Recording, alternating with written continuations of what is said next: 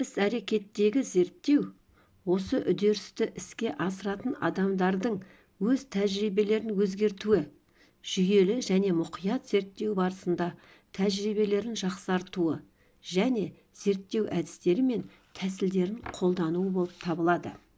Рахат ауылдық округі нөмірі 1 орта мектебіндегі зерттеу топ мүшелері қашықтықтан оқыту жағдайында курсты жалғастырумен қатар іс-әрекеттегі зерттеуді жүргізуді жоспарлап отыр.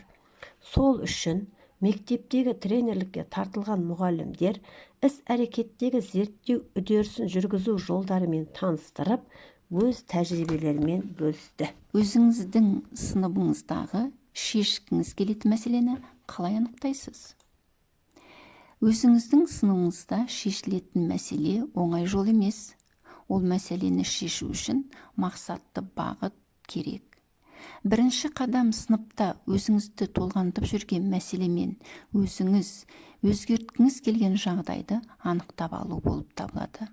Сондықтан шешілетін мәселе төңірегінде сұрақтар қоюдан бастаған жөн деп ойлаймын. Ең алдымен сыныптағы шынайы проблемаларды анықтайық. Оқушылар сұраққа нақты жауап бермейді, үй тапсырмасын толық орындамайды. Сабаққа деген белсенділігі төмен. Ын, ү, о дыбыстарын ажырата алмайды. Мәтін мазмұнын түсіне алмайды. Ежіктеп оқиды, каллиграфиялары нашар.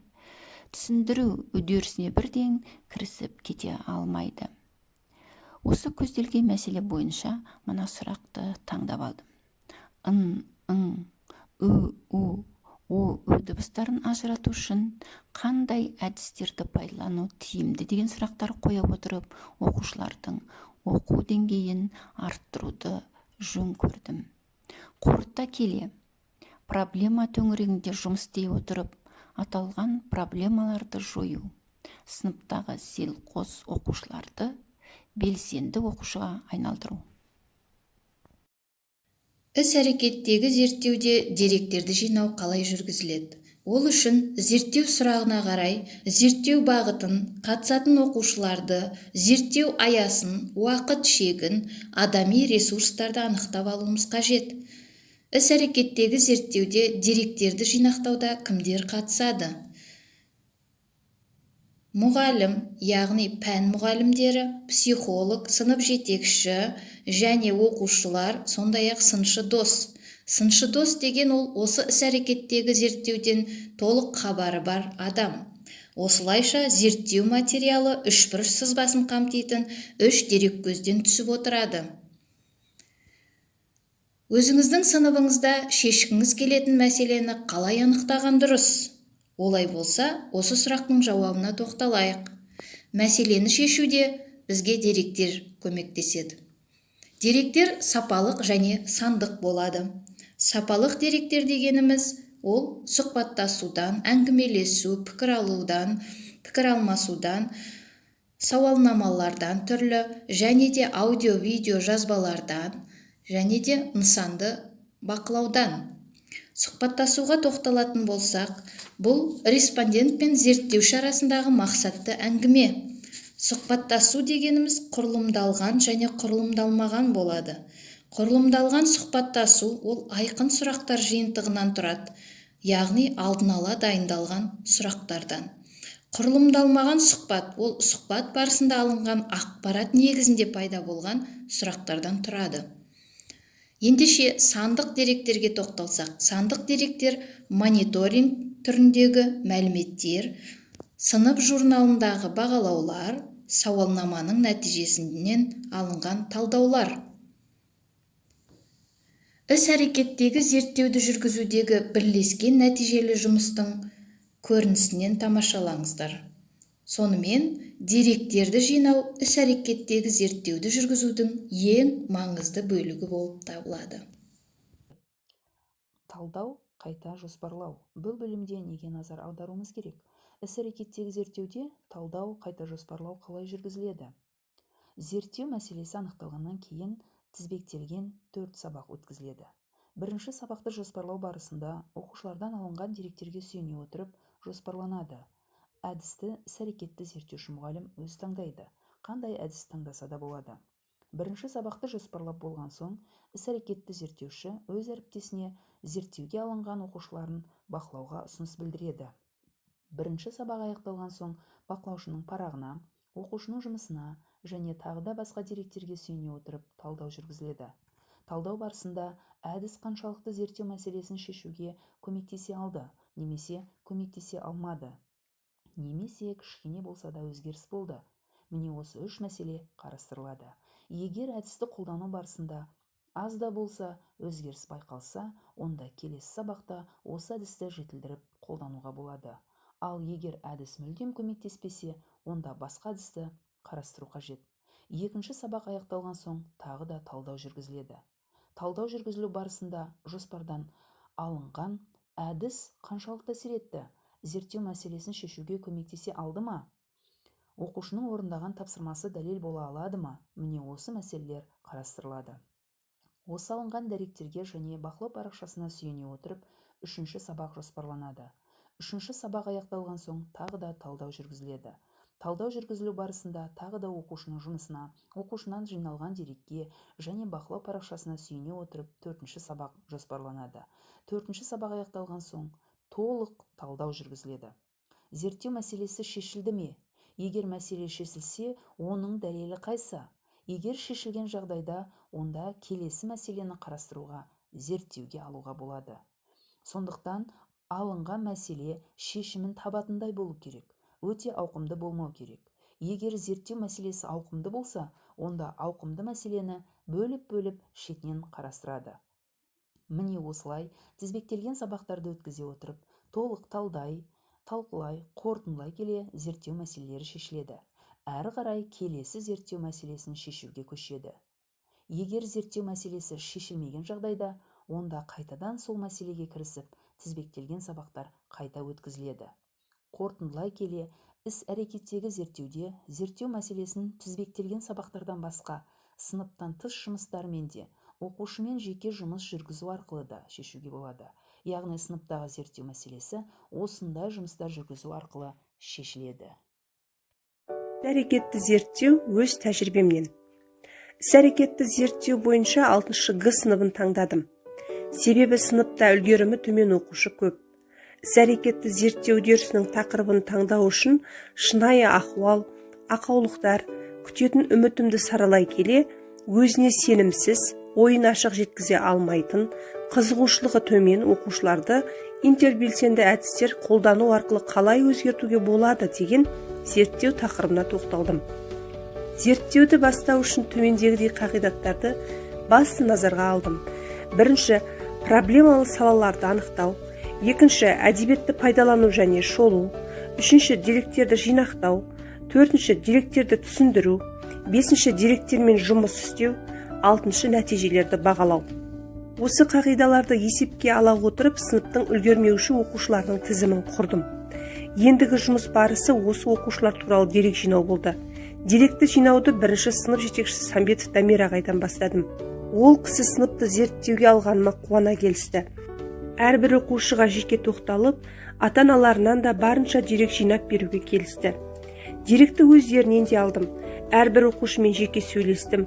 Көпшілігінде кездесетін бір мәселе, ол ата-ананың балаға көп тапсырма жүктеуі. Бала қарайды үйде, үй жұмыстарын реттейді, тағысын тағылар. Ата-анадан алған дерек бойынша балалардың көпшілік уақыты телефонмен өтеді. Біразы сабақ дайындап отырады, нәтижесі жоқ. Деректі сынып журналы, яғни күнделік кезеттен де алдым. Мұндағы дерек өзім ойлағандағыдай болды. Аталған балалардың барлық пәндерден дерлік бағасы төмен. Тізбектелген 4 сабақты жоспарладым.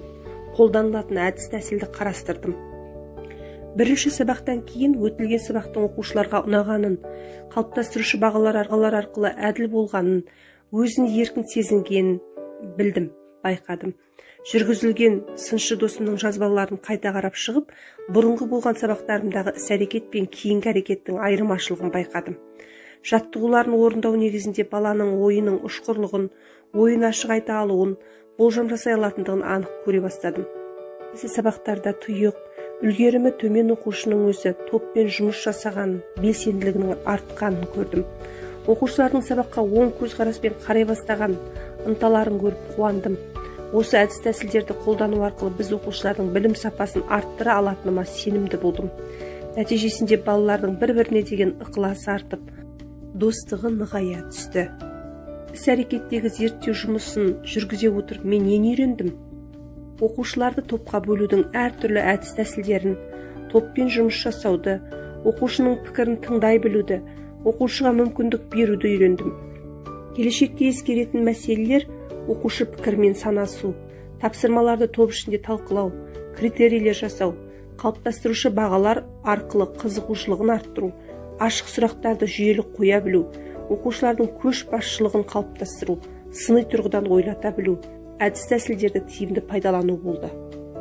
Іс-әрекеттегі зерттеу жобасынан алған тәжірибем менің болашақтағы іс-әрекетіме оң әсер етеді деп айта аламын. Ойлау оңай, әрекет қиын, ал ойды әрекетке айналдыру ең қиын нәрсе дегендей, қазіргі уақытта әрбір педагог үшін өз білімдерін шыңдау, дамыту басты мақсат болып табылады. Себебі, білім бір орында тұрмайды, ол үздіксіз дамып отырады. Мұғалімдер тәжірибесі саласындағы білім жетілдіруге бағытталған ынтымақтастық педагогикалық тәсілдердің бірі сабақты зерттеу және іс-әрекеттегі зерттеу үдерісі. Ал енді сабақты зерттеу мен іс-әрекеттегі зерттеудің қандай ұқсастықтары мен айырмашылықтары бар екен, соған тоқталып өтсек. Ең алдымен айырмашылығына келетін болсақ, сабақты зерттеуде мұғалімнің кәсіби біліктілігі жетілдіріледі. Топ болып жұмыс жүргізіледі. Мәселелер бірігіп шешіледі. Сабақ бірлесе жоспарланады. Сабақ жоспары алдын ала талқыланады. Зерттеу сабағы өткізіледі. А, Б, С деңгейлі оқушылар бақыланады. Сабақтан соң талдау жүргізіледі. Сабақ қайта жетілдіріледі. Ал іс-әрекеттегі зерттеуде мұғалімнің өз пәні бойынша проблемасы шешіледі. Зерттеу мәселесі анықталады. Іс-тәжірибеге енгізілген өзгерістер және деректер жиналады. Тәжірибеге өзгерістерді енгізу үшін тізбектелген 4 сабақ өткізіледі. Әр сабақтың жетістігі мен кездескен кедергілері талқыланып, қажетіне қарай әдістер өзгертіледі. Деректер талданып, қорытындыланып, оқытудағы келешек өзгерістер жоспарланады.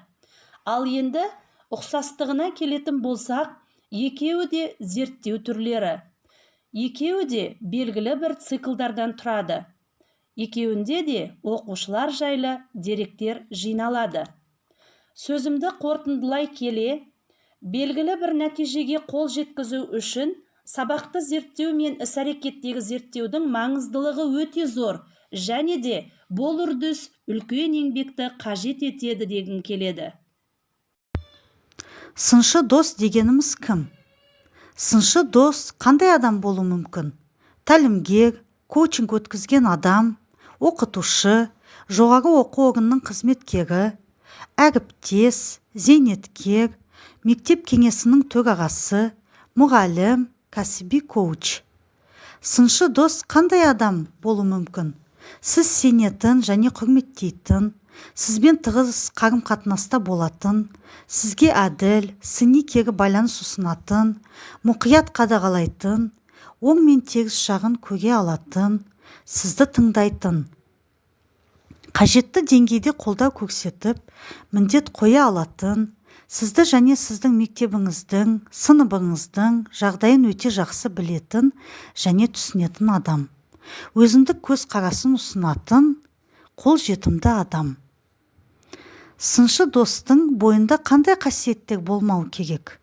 Нұсқау беретін адам болмау керек. Проблеманың шешімін жылдам ұсынбау керек. Мін табуға асықпау керек. Мектептің ішкі ахуалын жақсы білемін деп таңдай сымау керек. Жұмыс тәртібін жеке өзі белгілемеу керек. Басқалардың беделіне нұқсан келтірмеу керек. Қорытындылай келе, сыншы дос үдерістің толық жоғары деңгейде жүруіне қолдау, көмек беретін, сол бағыттан толық хабары бар, сенімді адам болу керек.